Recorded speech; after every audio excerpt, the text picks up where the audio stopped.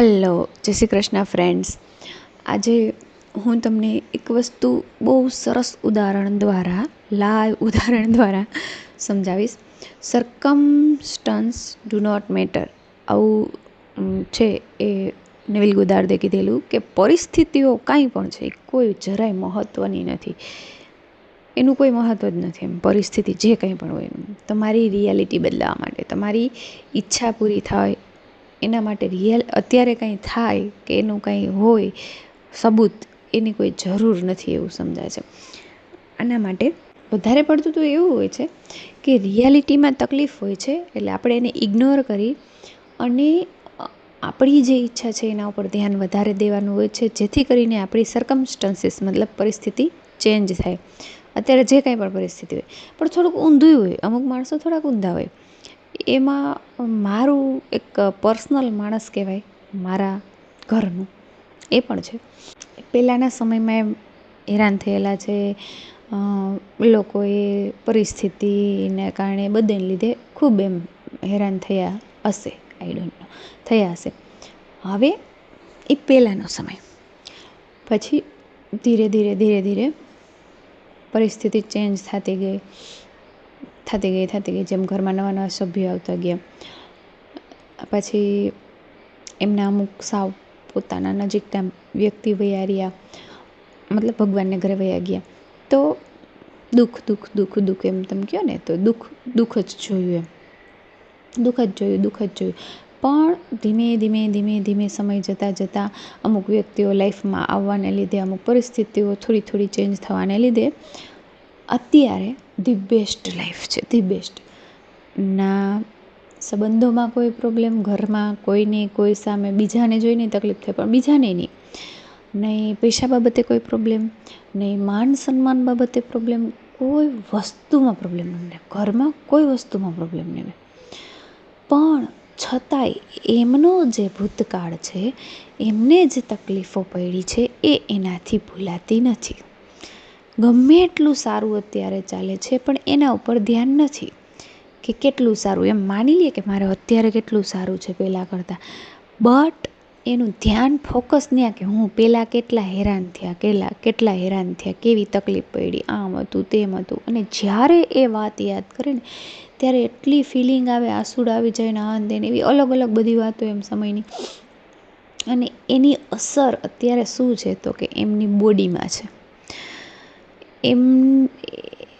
એ બીમાર જ રહે છે. પછી શું બીમારી છે ડૉક્ટર પકડી નથી શકતા. એમને બધી જ પ્રકારના એમ કહેવાય કે આજ કેટલા વર્ષ થયા, કેટલીય વખત બધી જ પ્રકારના ટેસ્ટ કરાવી લીધા છે. બ્લડ ટેસ્ટ, યુરિન ટેસ્ટ, પછી કિડની ઉપર સોનોગ્રાફી, જે કાંઈ પણ કહો એ બધું કરાવેલું છે.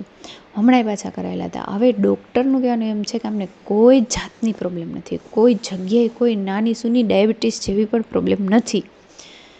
પ્રોબ્લેમ છે એમને માનસિક સ્ટ્રેસ, મેન્ટલ સ્ટ્રેસની પ્રોબ્લેમ છે. અત્યારે એની પરિસ્થિતિ એવી છે કે એના ઘરમાં એને કોઈ મેન્ટલ સ્ટ્રેસ આપે એમ જ છે નહીં. એના ઘર એટલું સરસ છે કે વાત જ ન પૂછો, બધા સભ્યો એટલા વ્યવસ્થિત છે કે વાત જ ન પૂછો. છતાંય એ જે પરિસ્થિતિ છે, જે વર્તમાન છે, જે પરિસ્થિતિ છે એને ઇગ્નોર કરે છે, મતલબ સારી પરિસ્થિતિ માણતા નથી. અને જે તકલીફો થઈ હતી પહેલાં એને યાદ કરી દુઃખી થઈ અને મેન્ટલ જે સ્ટ્રેસ આવે છે એને લીધે એની બોડીને અસર કરે છે. એટલે એમને એમ જ છે કે હું બીમાર છું. હવે ડૉક્ટરને ખબર નથી પડતી કે શું બીમારી છે. કોઈ બીમારી નથી, ડૉક્ટર એવું કહે છે. જોજો કેટલી અસર થાય છે આપણા વિચારોની. પરિસ્થિતિ કદાચ ના કે ઘીમાં બોરીને રાખો તો કંઈ ફેર ન પડે, એના જેવું છે કે સારામાં સારી પરિસ્થિતિમાં રાખો તો એ માણસનું મેન્ટલ સ્ટેટ કેવું છે ને, વિચારો કેવા છે ને, એ મહત્ત્વની વસ્તુ છે. અને એનાથી ઊંધું પણ હોઈ શકે. પરિસ્થિતિ ગમે એટલી ખરાબ હોય પણ જો તમે તમારા માઇન્ડને કંટ્રોલમાં રાખી અને પરિસ્થિતિની અસર તમારા માઇન્ડ ઉપર ન થવા દો, ત્યારે પરિસ્થિતિને ફરજિયાત ફરવું જ પડે છે. અને પરિસ્થિતિ હંમેશા જે સરકમસ્ટન્સ હોય એ ચેન્જેબલ જ હોય છે, ફરતા જ હોય છે હંમેશા. એક ને એક વસ્તુ ક્યારેય તડકો ને રાત તો રાત રહેતી જ નથી, ફરવું જ પડે છે, ખબર જ છે કે અત્યારે જે કાંઈ પણ છે ફરવાનું જ છે. પણ હા, જો તમે એ ખરાબ પરિસ્થિતિને પકડી, એ પરિસ્થિતિ ચાલી ગઈ છતાં એને માઇન્ડમાં રાખો, તો એ પરિસ્થિતિમાં જે દુઃખ થયું હતું ને એવું અલગ અલગ વસ્તુઓ દ્વારા એવું જ દુઃખ આવે, અલગ અલગ પરિસ્થિતિઓ દ્વારા. અત્યારે એમને જે તકલીફ છે પહેલાં એને બોડીમાં નહોતી, જે અત્યારે બહાર હતી, બોડી સક્ષમ હતું. હવે બહારનું વાતાવરણ બધું ફરી ગયું છે, એના જીવનમાં એવા સ્ટ્રોંગ માણસો આવ્યા છે કે જેને લીધે બહારનું વાતાવરણ બધું ફરી ગયું છે, પણ તો હવે એને બોડીની અસર છે. એ એન્જોય નથી કરી શકતા લાઈફને, માણી નથી શકતા લાઈફને. સતત મને તકલીફ છે, મને તકલીફ છે, મને તકલીફ છે, આવું. તો અહીંયા જોવાની એક જ વસ્તુ છે કે તમે શું વિચારો છો. સતત તમારું ધ્યાન કઈ બાબત ઉપર છે, ડોમિનેન્ટ થોટ તમારી સતત કઈ રહે છે, મતલબ આખો દિવસમાં વધારે પડતું દરરોજ તમે શું વિચારો છો, એ જ વસ્તુ શું ફીલ કરો છો, એ જ ફિલિંગ્સ આવે, એવું જ દરેક વસ્તુ તમારી લાઈફમાં થાય છે. એટલે અને એવું નથી એમને સમજાવેલું નથી, એને બહુ સમજાવેલું છે, ડૉક્ટર્સે કીધું છે કે આમાં દવા શેની દેવી, પણ છતાં એમનું મન નથી માનતું એ મૂકવાનું. એ જે જૂની વાતો છે એ મૂકવાનું એમને મન નથી થતું. કેટલું સ્ટ્રોંગલી પેલું છે કે મૂકી નથી શકતા, એ યાદોને જાતી નથી કરતા. વાતો કરતાં બેઠા કંઈક કામ કરતાં ક્યારેક એ બધું યાદ આવી જાય, એનું કંઈ નક્કી જ નથી હોતું. અને એ ફીલ માંડે કરવા, અંદર બધું ફીલ કરે, અને એને લીધે તકલીફ થાય છે. તો આ પાછું મારું એવું ઓબ્ઝર્વેશન છે કે હું મારા સગાવાલામાં જ્યારથી આ બધું સમજી છું ત્યારથી એમની મેન્ટલ થોટ કેવી છે, એમની પરિસ્થિતિ કેવી છે, શા માટે એવું થાય છે, બધું કોશિશ કરું કાઢવાની કે કેમ આવું થાય છે, એ ચાલુ જ હોય છે. અને એને લીધે સમજવાની કોશિશ કરું છું, એટલે મને આ સમજાય છે કે અચ્છા અહીંયા પ્રોબ્લેમ છે એટલે આવું થાય છે. તો મહત્ત્વની વસ્તુ છે તમારા માઇન્ડ ઉપર કંટ્રોલ કરવાનો. પરિસ્થિતિ કાંઈ પણ હોય, પણ તમારે તમારા માઇન્ડ ઉપર કંટ્રોલ કરતાં શીખવાનું હોય છે. જેટલું માઇન્ડ કંટ્રોલમાં, અને એને જેવું કમાન્ડ આપો એ પ્રમાણે તમારી પરિસ્થિતિને થવું પડે છે, પરિસ્થિતિને એ પ્રમાણે બનવું પડે છે. પણ આપણું માઇન્ડ જ આપણા કંટ્રોલમાં નથી, કેમ કે એ તો એક માકડું છે, વાંદરું તો અહીંથી વાંથી વાં ઠેકડા મારે છે. ગીતાજીમાં પણ ભગવાને કીધું જ છે કે મન છે એ તો ઘોડા જેવું છે, મજા આવશે ત્યાં દોડશે. એને કંટ્રોલમાં કરવું હોય, એને આપણે શીખવવું હોય કે આમ વિચારવાનું છે, આ કરવાનું છે, એને પકડવું હોય. અને આપણી આત્મામાં જે તાકાત છે, મનને તાકાત ક્યાંથી મળે છે? આત્માથી. તો તાકાત મેઇન છે આત્મામાં. તો બધી વાતો આત્મા સુધી પહોંચે કેના દ્વારા? મન દ્વારા. પણ મન છે ને એને પકડી અને એને જોઈએ એવી વાતો દેવીને એ મહત્ત્વની વસ્તુ છે. તો આ માકડાને પકડવા માટેનો ઉપાય એક જ છે, મેડિટેશન. ધ્યાન કરતાં શીખો, મનને શાંત રાખતા શીખો.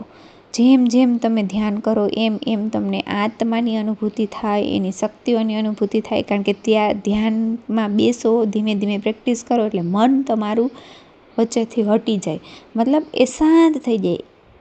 મેડિટેશન એટલે શું? તો કે થોટલેસ થવું, વિચારો વગરનું થવું, વિચાર બંધ કરવાનું, એને કહેવાય મેડિટેશન.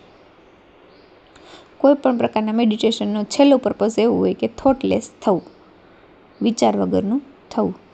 તો જ્યારે તમે વિચારો વગરના થાવ છો ને ત્યારે તમારી એ અંતરાત્માની શક્તિ તમને સમજાય છે. અને અલગ અલગ પ્રકારના ઘણા બધા મેડિટેશન આવે છે. એમાંનું એક મેડિટેશન છે ચક્રા, જેનો હું 15 દિવસનો વેબિનાર લઈને સ્પેશિયલ તમારા માટે આવું છું. તો વહેલી તકે તમે કોન્ટેક કરજો. મેડિટેશન ચક્રા છે એ બેસ્ટ મેડિટેશન છે. આમાં તમારા ચક્ર પર હિલિંગ કરવામાં આવશે, ચક્રને સમજાવવામાં આવશે ક્યાં કેવા ચક્ર છે, એની શું અસર થાય છે આપણી લાઈફમાં, બોડીમાં, બધી રીતે. ત્યાર પછી એનું હિલિંગ કરવામાં આવશે દરરોજ, અને પછી એનું મેડિટેશન શીખવામાં આવશે દરરોજ. અને મેડિટેશનનો છેલ્લો એમ તમને થોટલેસ કરવાનો હશે કે થોટલેસ થતાં શીખો. 15 દિવસ સુધી બ્રહ્મ મુહૂર્તમાં, સવારના 4 થી 5 વાગ્યા સુધીમાં. તો એકવાર જરૂર લાવ લેજો. અને તમને તમારી અંદરની તાકાત ઓળખવી હોય, તમારી આત્માની જે તાકાત ઓળખવી હોય, તો આ મેડિટેશન જરૂર શીખો. એક વખતમાં પણ શીખાઈ જાય છે એવું નથી, પણ એને કન્ટિન્યુ રાખવા માટે થઈને હું 15 દિવસ લાવી છું. એક વખત શીખી ગયા પછી માણસ 1 દિવસ કરશે, 2 દિવસ નહીં કરે, 1 દિવસ કરશે, 2 દિવસ નહીં કરે, તો એની અસર ન ખબર પડે. 15 દિવસ તમે કન્ટિન્યુ કરશો ને એટલે તમને થોડોક એક ચમકારો થશે કે ના આ તો જરૂરી છે. તમારા માઇન્ડને અસર થશે આ વસ્તુની, એટલા માટે થઈને. અને તમને 100% હું ગેરંટી આપું છું કે બીમારી, તમારી થોટ પ્રોસેસ, જે નેગેટિવ થોટ છે એ બધું તમારે મહેનત વગર આપોઆપ એ બધું દૂર થશે. પોઝિટિવિટી આવશે. તમારું માઇન્ડ, હું અહીંયા જ એ પ્રકારના અફર્મેશન મેં બનાવ્યા છે કે જેથી તમારું માઇન્ડ છે રીપ્રોગ્રામ થાય અને પાવરફુલ બને, તમારી આત્મા સુધી એ પહોંચે અને એકદમ પાવરફુલ બનાવે, તમારું બોડી પાવરફુલ બને. આ બધી વસ્તુ વિચારીને મેં આખો કોર્સ ડિઝાઇન કરેલો છે. દરરોજ શું કરવાનું છે. તો આ 15 દિવસ જો તમે મેડિટેશન શીખી ગયા, કર્યું, તો અને પછી તમે ચાલુ રાખશો તો તમારી લાઈફ જરૂર ચેન્જ થશે. અને તમને સમજાશે કે યુ આર ધી ક્રિએટર. તમે જ ક્રિએટર છો તમારી લાઈફના. બધું તમારા જ હાથમાં છે. તમે જે ધારો એ થઈ શકે છે. અત્યારે કોઈ પણ પરિસ્થિતિ હોય, સર્કમસ્ટન્સ ડુ નોટ મેટર્સ. કોઈ પરિસ્થિતિ કાંઈ મહત્ત્વની છે જ નહીં.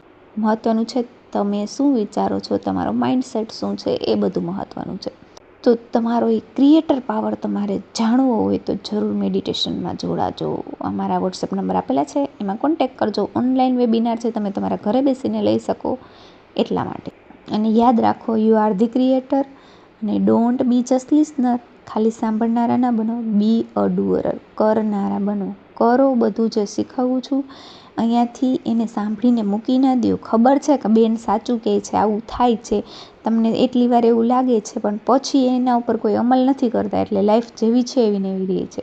તો લાઈફને ચેન્જ કરવી હોય તો તમારે એને ડુઅરર બનવું પડે, મતલબ કરનારું બનવું પડે. કરનારા બનો. એ બધી વસ્તુ તમે ફોલો કરો. અને જો વિડીયો પસંદ આવ્યો હોય તો જરૂર લાઈક કરો, શેર કરો. પ્રશ્ન હોય તો કોમેન્ટ કરો અને બીજા જોડે શેર જરૂર કરો, જેથી બીજાને પણ સમજાય કે yes, I M the creator. હું જ ક્રિએટર છું. હું મારી લાઈફની ઈચ્છા થાય એવી બનાવી શકું છું. Thank you.